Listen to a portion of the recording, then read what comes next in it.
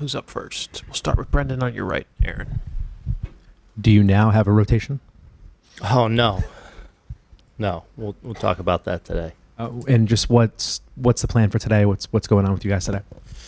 So we're having a normal workout. A couple lives, Nestor's going live, but yeah, just kind of a normal workout today. Up front on your left, Brian. Aaron, you guys got to see the Dodgers here in June. What did you take away from those 3 games? Yeah, I talk every now and then about fun series in the course of the regular season, you know, whether it's a division rival, it's a big series that you kind of have that juice and they're good games, you know, going to London, the Field of Dreams stuff. We've been to L.A. a couple times since I've been here in the regular seasons. Those always were really cool series, and the same rang true here in the Bronx. You know, obviously they beat us 2 out of 3. Felt like 3 really competitive games. I think Juan was out in all of them, wasn't he? But you know, obviously know you're up against a great opponent, and but just looking back at that series, like it was just cool regular season, summertime in the Bronx, Dodgers coming in, haven't been here in a long time, and cool weekend. 4th row on your far right, Peter. Hi, Aaron. Back here. What's it been like for you the last 5 years being able to give the ball to Garrett Cole to start postseason series, and how can he set the tone for you in this one? Yeah, I mean he's been everything we could have hoped when we brought him here. You know, he's been, you know, one of this era's aces. Obviously he's had a great career on a Hall of Fame track. You know, beat us in 19 with Houston, and then to be able to bring him here. You know, he obviously walked in here with a lot of expectations and a lot of weight on him to be the ace of our staff, and he's been every bit of that. But it's also not been without its moments, without like some, you know, he's had those moments of truth and tough moments that he's been so good at answering throughout his time with us. And he's proven himself to be a big game pitcher. And we're obviously, you know, blessed to be able to give him the ball to get this thing started. Standing out your far right, Joel. Aaron, in that June series, do you allow your mind to wander at all and say, I wonder if we're going to see those guys again? Maybe a little. I mean, I think ever since I've been here, there's always that Yankee-Dodger thing. And certainly every year, you know, they and us have had one of those teams that you can envision playing each other in October. So maybe on some level it's always there a little bit, but when you're in the season, you know, you're so series to series and who you're playing and getting ready for that. But I think there's always that underlying thing with the Dodgers and the Yankees.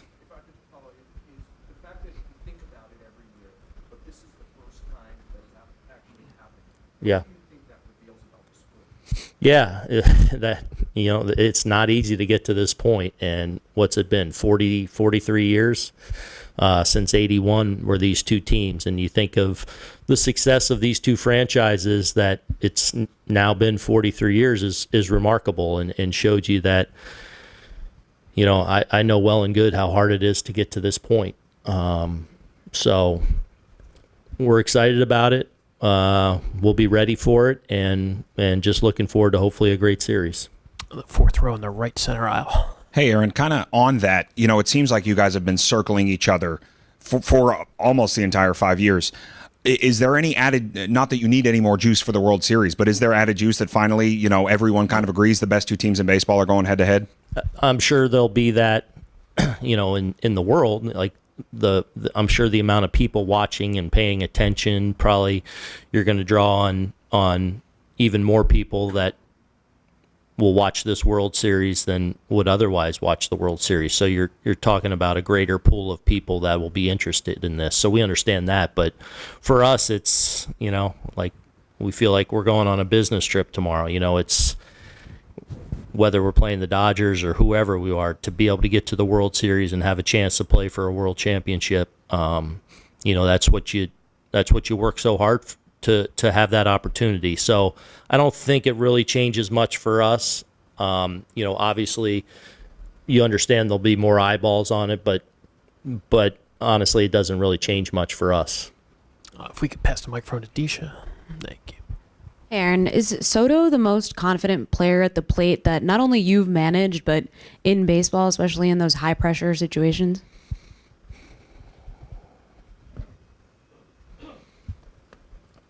I don't know. I think we have a number of those kind of players that are pretty confident in what they can do.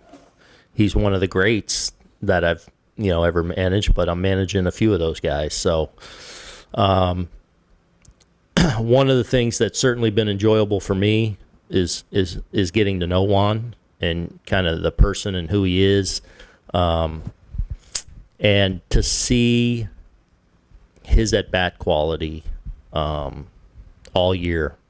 I go back to the first spring training game, like where there were a lot of eyes on that and it's like you became very aware very early that I've described him as that his at-bats are like wars, battles, it's not too often that you see the crowd feed off of ball one, strike one with Juan, because he creates this theatrical battle of him and the pitcher, as much as anyone I've ever seen. I'll go to Ron and then Bruce.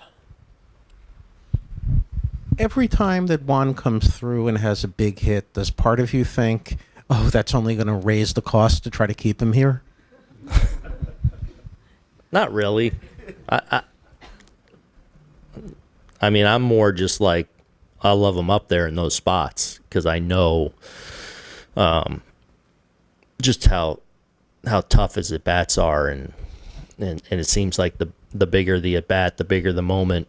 He does have a knack for seizing that moment, and we've seen it all year, and culminating with an at bat for the ages in the championship series. So hopefully there's more of those in front of us here this coming week, and looking forward to going to battle with him. Go to Bruce right next to you. Judge Ohtani, both likely MVPs, both home run champions in their leagues. What do you think of the matchup within the matchup? Obviously, I've gotten to see Aaron now for 7 years. Got to know him well. Just the reverence I have for the person. Excited that he's going to get to go be on this stage. And of course, I know playing against Shohei, what an amazing talent he is. And obviously, going to the Dodgers this year and having the kind of season he's put out there, I think it's great for the sport, great for baseball, and, looking forward to the battle of it all. Good, Nate in the second row on your left. Aaron, you mentioned the other day that you've been in communication with Joe Torre a little bit. I'm wondering if there's any bit of advice or wisdom that you've gleaned from him, either in those recent conversations or even just from being around him over the years, that you'll take with you into the World Series. Yeah, me coming over here at the trade deadline as a player in 2003, he was just such a stabilizing factor for me.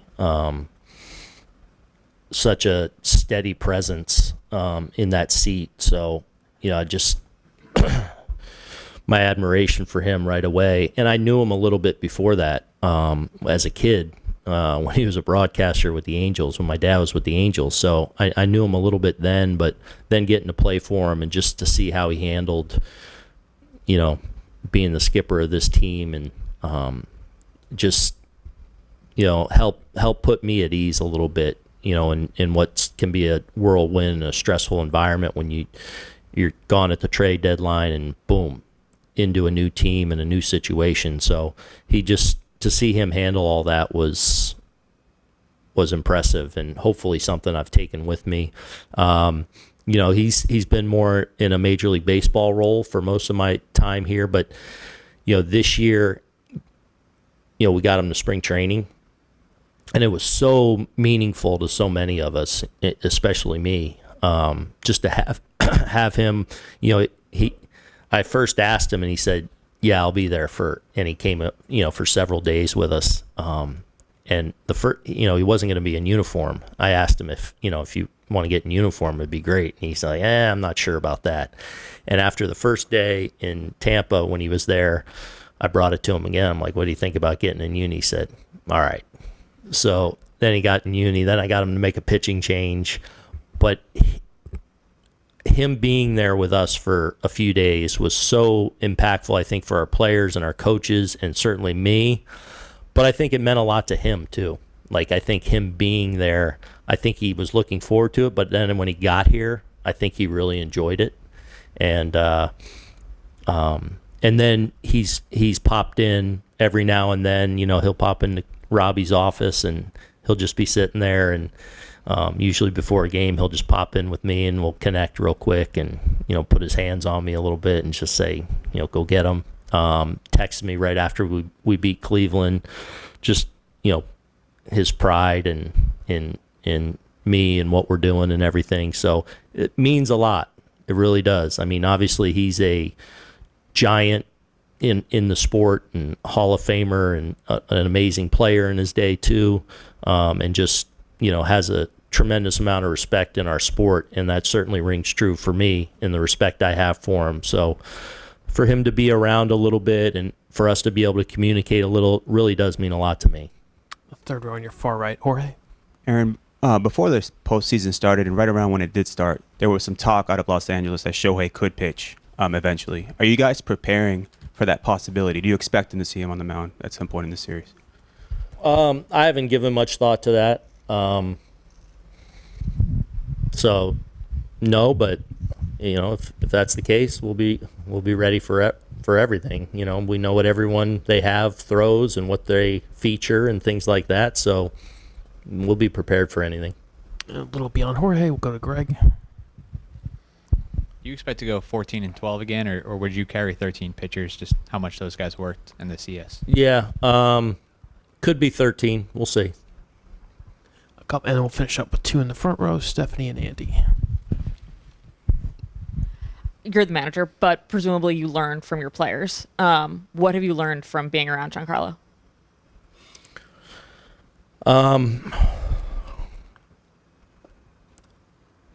I've talked about this a little bit before, but Giancarlo, he carries such respect in that room. He's not a loud vocal leader typically, but when he does say things, myself included, but definitely the team, like, you listen, because when he opens his mouth, he says a lot of smart things and a lot of thoughtful things. He's not just speaking to speak ever. So one of the things that I've taken with me that I can, and I've talked to you guys a little bit about this before, but I can remember where it was. I can remember the impact it had on the room and on me, and it's something that I've made a part of my spring training speech to these guys, or when I talk to them at any point during the year. When we lost in 21 in the wild card game to the Red Sox, he got up and spoke in the room afterwards, and it was one of those where G speaks, you listen, and he talked about the noise, that exists when you in this game, and when you're in the playoffs, and certainly when you're in New York and playing for the Yankees, there's a lot of noise out there that can become a distraction for you. And it's everything from great, you want to hear how great you are, you want to hear how terrible you are, and everything in between. It's all out there for you to absorb and at your fingertips if you want it. And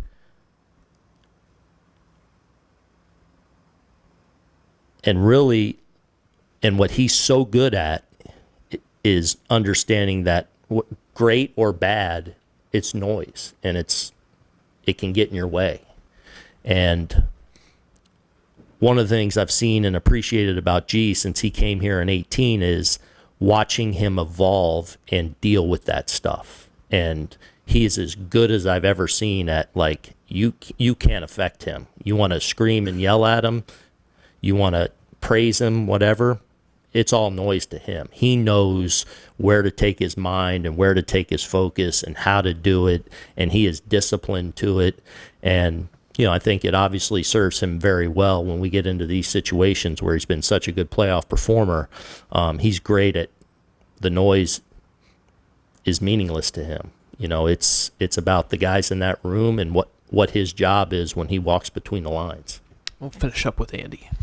You were talking before about Soto being a battle on every pitch. I was wondering if you were asked to think about like how many times this season he's looked bad on a swing or made a bad swing decision or chased, what you might think. It's obviously it happens, but it seems like it happens so much less than with your average player. Yeah, I mean, look, he's such a great hitter and so disciplined to his routine and what he does to prepare. And his ability to adjust and process within the at-bat is really impressive. And I think the at-bat against Cleveland, there were some funky swings in there where he's behind the count, just spoiling and just kind of like a great player, just processing the information that's coming his way each pitch and how to handle it and how to deal with it and how to apply it. And I mean, that's just a classic Juan Soto at bat where you can kind of feel and sense and see him learning from every pitch and eventually getting one that he could do a lot of damage with. So it's not like he never makes a mistake, but he immediately adjusts. Yeah. All right, Aaron, we'll see you at Dodger Stadium. Appreciate it.